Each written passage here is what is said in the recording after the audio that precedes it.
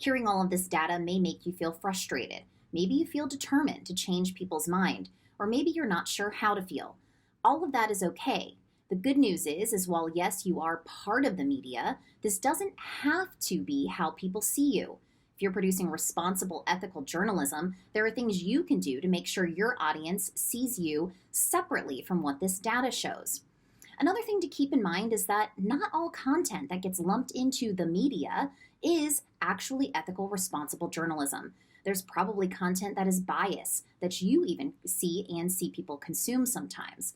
Let's recognize that. Let's talk to our audience about that, and let's tell them how we are different than all of that content that maybe isn't responsible or isn't ethically produced. Let's tell them about our values, our mission, and how we try to avoid conflicts of interest, avoid bias, and try to produce content that's going to make a difference in their lives.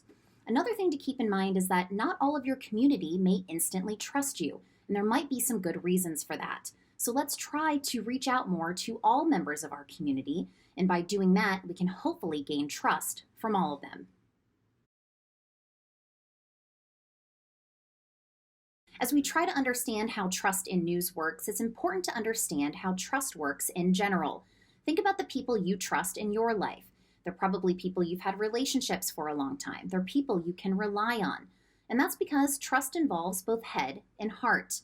As journalists, it's easy to focus on the head part, the data, making sure that we don't make mistakes, that our content is accurate, that we are there and talk to sources and verify information. But what about the heart part? Are you working to build relationships? Are you answering emails? Are you listening to your community? As journalists, if we build trust using both head and heart, that can help us build trust overall. A recent Pew survey found that 21% of people say that they have spoken to or been interviewed by a local journalist. Only 21%. And that number goes down the less white you are, the less educated you are, the less money you have, and the younger you are. So if we try to reach people in all of our community, building relationships can help us build trust. Because if we don't have relationships with people, they won't feel comfortable reaching out to us. They won't feel comfortable asking us questions. And if they don't ask questions about our work and about the stories we tell, they'll make assumptions. And at Trusting News, we found that those assumptions generally are negative, and those misassumptions can lead to distrust. So let's work to build trust using head and heart by building relationships.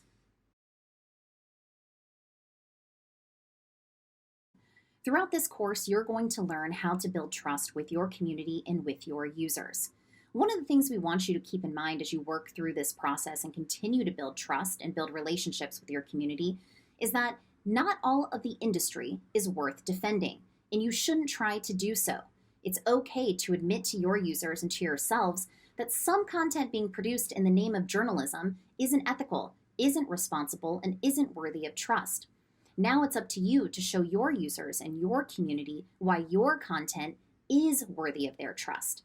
It's time for you to talk about your mission, to talk about your values, to talk about your ethics. Yes, we have those. Let's tell people what they are, and to explain our news processes. Talk about how we choose which stories to cover. Talk about how we fact check and how we avoid conflicts of interest. By doing this, you're differentiating yourself from the media, and you're showing them why you are worthy of their trust.